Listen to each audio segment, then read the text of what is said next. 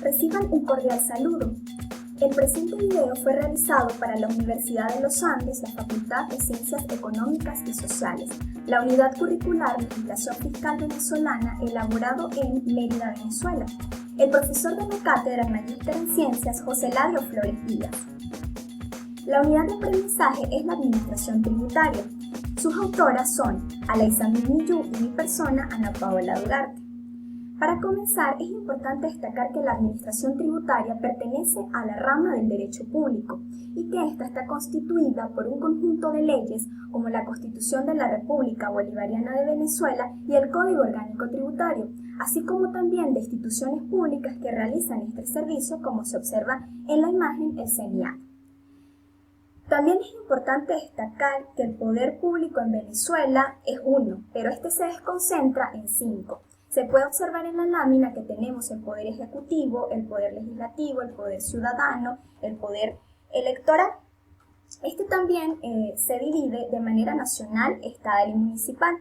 Se puede denotar que la administración tributaria de manera nacional se encuentra mediante el Servicio Nacional Integrado de Administración Aduanera y Tributaria, el CENIAT, de manera estatal mediante los órganos de tesorería y de manera municipal mediante el SAMAT. También es necesario destacar que estas competencias y facultades de la administración tributaria se dividen de esta manera, de manera nacional, estatal y municipal. De manera nacional es importante acotar que se puede observar los impuestos, las tasas y las contribuciones especiales. De impuestos tenemos que se da por negocios o hechos o actos que ponen de manifiesto la capacidad económica del contribuyente. Las tasas se da por la prestación de un servicio individualizado por parte del Estado al obligado, y las contribuciones especiales es una actividad que realiza el Estado con fines generales que al mismo tiempo genera una ventaja particular al contribuyente. De esta manera se determina el hecho imponible.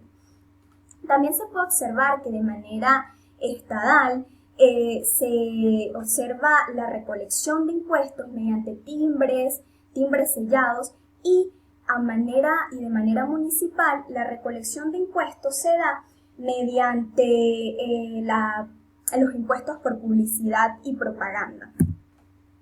Es importante también mencionar que las facultades de la administración tributaria se pueden dividir en dos: en facultades genéricas o generales y en facultades específicas o especiales. Las facultades genéricas o generales se encuentran en el artículo 131 del Código Orgánico Tributario. Es importante mencionar que en este artículo se encuentran muchas facultades, es decir, 22 para ser exactos, de la administración tributaria, pero podemos decir que estas, de manera general, se puede decir que son la recaudación de tributos, las sanciones o intereses moratorios, la administración del RIF, el ajuste de la unidad tributaria, los convenios con particulares, divulgar la norma tributaria, ejercer la personería del Fisco Nacional, y se observa una diferencia sustancial del Código Orgánico Tributario del 2001 con respecto al 2014, ya que en el 2014 también se observa como facultad la Contraloría Social que dan los consejos comunales. Por otro lado, las facultades específicas o especiales se dividen en dos, como lo son las facultades de fiscalización. En la misma se habla de actividad administrativa en el que se hace una expensión por parte de la administración tributaria del cumplimiento o incumplimiento de la obligación tributaria para determinar si se ha cumplido con el hecho imponible. Y las facultades de determinación se denomina como el acto administrativo que está relacionado con las declaraciones de la administración tributaria, en la que se establece si el sujeto pasivo ha cumplido o no con la obligación tributaria, y si ha incumplido se le aplica una sanción pecuniaria para este incumplimiento. Por otro lado, se puede decir que el proceso de fiscalización está contenido en el artículo 138 y 139 del Código Orgánico Tributario. Este indica que la administración tributaria tiene la potestad de retener documentos si se observa alguna irregularidad. Esta retención de documentos se puede hacer por el lapso de 30 días hábiles. Mejor dicho, cabe destacar que esta retención de documentos se realiza mediante 30 días continuos. Este proceso se puede realizar en el domicilio fiscal, en las oficinas de la administración tributaria, donde exista una actividad grabada o donde se evidencie el hecho imponible. Es importante resaltar que la fiscalización en el hogar debe estar medida por una orden de allanamiento. Por otro lado, se observan los procesos de determinación. Este está contenido en el Código Orgánico Tributario en los artículos del 140 al 142. Este proceso de determinación se puede observar de dos maneras: mediante la autodeterminación y mediante la determinación por oficio. La autodeterminación la realiza el mismo sujeto pasivo, es decir, él reconoce el hecho imponible, mientras que la determinación de oficio se da a través de la administración tributaria propia. Los sistemas de determinación de oficio se pueden observar que son dos: sobre base cierta y sobre base presuntiva. Sobre base cierta hace referencia a los elementos en el cual de manera precisa conoce el nacimiento del hecho imponible, y de base presuntiva es un mecanismo excepcional para calificar un hecho imponible sobre documentos presuntos. Ahora los dejo con mi compañera Niyut, que continuará con el tema. El procedimiento de fiscalización y determinación para continuar con el mismo orden de ideas y la temática. La Administración Tributaria dispondrá de amplias facultades de fiscalización y determinación para comprobar y exigir el cumplimiento de las obligaciones tributarias. Es por ello que resulta fundamental conocer el proceso que implica estar en un procedimiento de fiscalización y determinación tributaria, siendo que la culminación del mismo puede dar lugar a dos resultados: de conformidad o reparo. Cabe destacar en principio que los procedimientos de fiscalización solo pueden ser realizados por quienes han sido asignados como fiscales adscritos correspondientes a un ente administrativo. Estos deben ser funcionarios públicos, ya que no está permitido que particulares realicen esta tarea específica. Toda fiscalización se iniciará con una providencia de la Administración Tributaria, en la que se indicará con toda precisión el contribuyente responsable, tributos, periodos, identificación de los funcionarios actuantes, así como cualquier otra información que permita individualizar las acciones fiscales. Esto quiere decir que para que una fiscalización se lleve a cabo, un funcionario al entrar al establecimiento deberá presentar un acta o una providencia.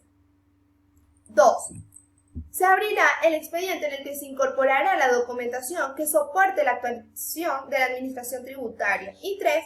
Los funcionarios autorizados podrán sellar, presentar o colocar marcas en dichos archivos. Una vez finalizada la fiscalización, se levantará o un acta de reparo o un acta de conformidad. Si es un acta de reparo, contendrá lo siguiente: lugar y fecha, identificación del contribuyente, indicación del tributo, periodos fiscales correspondientes y elementos fiscalizados de la base, hechos u omisiones constatados y métodos aplicados en la fiscalización, elementos que presupongan una existencia de ilícitos y firma autógrafa o elementos del funcionario autorizados. En el acta de reparo se emplazará al contribuyente para que proceda a presentar la declaración omitida o rectificar la presentada dentro de 15 días hábiles de la notificada. Si la fiscalización estimase una correcta situación de contribuyente responsable y conceptos objetos de comprobación, se levantará un acta de conformidad. Por otro lado,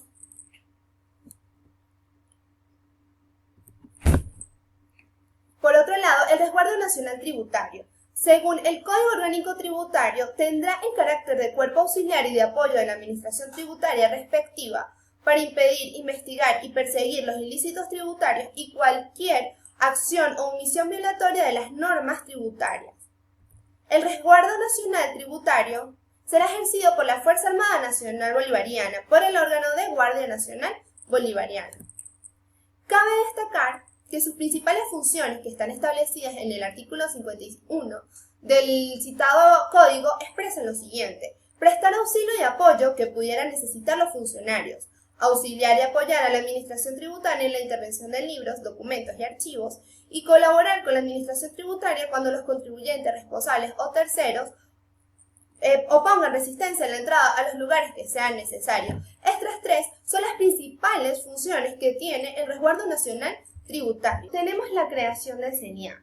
Fue creado el 10 de agosto de 1994 mediante la función de Aduanas de Venezuela Servicio Autónomo, APSA, como lo podemos ver en la diapositiva correspondiente.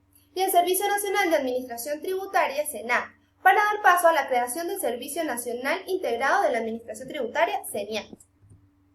El SENIAT es una institución del derecho público que se encarga o tiene competencias inherentes al área de tributaria y también tiene competencias en el contexto aduanero. Por otro lado, en nuestra Constitución de la República Bolivariana de Venezuela cabe destacar el artículo 317 en su último párrafo específicamente, donde hace referencia a lo siguiente: la Administración Tributaria Nacional gozará de autonomía técnica, funcional y financiera de acuerdo con lo aprobado por la Asamblea Nacional, y su máxima autoridad será designada por el Presidente de la República. Por último punto, pero no por eso menos importantes, tenemos los deberes formales. Están obligados a cumplir con los deberes formales los contribuyentes para realizar tareas de fiscalización e investigación que realiza la actividad tributaria, la administración tributaria.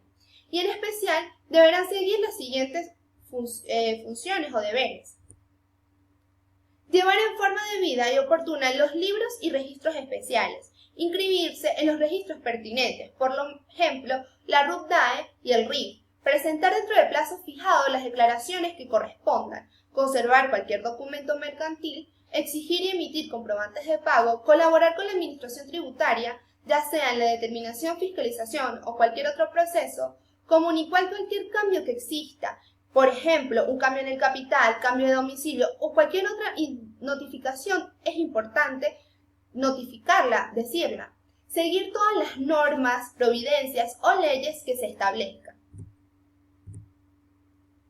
Por último, tenemos nuestra bibliografía. Nosotros nos basamos en la Constitución de la República Bolivariana de Venezuela, el Código Orgánico Tributario y un blog donde nos presentó información de interés.